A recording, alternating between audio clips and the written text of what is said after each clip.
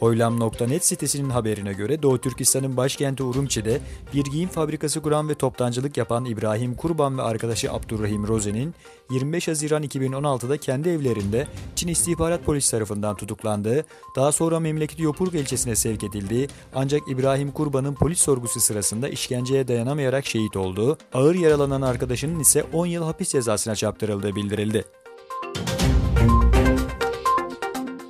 Kazakistan Dışişleri Bakanı Kayrat Abdurrahmanov, gözaltına alınan vatandaşların yakınları bize gerekli bilgileri verdi. Bu bilgiler doğrulandıktan sonra diplomatik kanallarla Çin'e diplomatik nota gönderdik dedi ve Çin'den gelecek detaylı bilgiyi talepte bulunan Kazakistan vatandaşları ve baskı altındaki etnik Kazakların yakınlarıyla paylaşacaklarını dile getirdi. Yeni Dehli'de bir araya gelen Hindistan Başbakanı Modi ve İran Cumhurbaşkanı Ruhani, Afganistan'daki aşırıcılık, terör ve uyuşturucu ticaretiyle mücadele ile barış ve istikrarın sağlanması amacıyla işbirliğini artırma kararı aldı.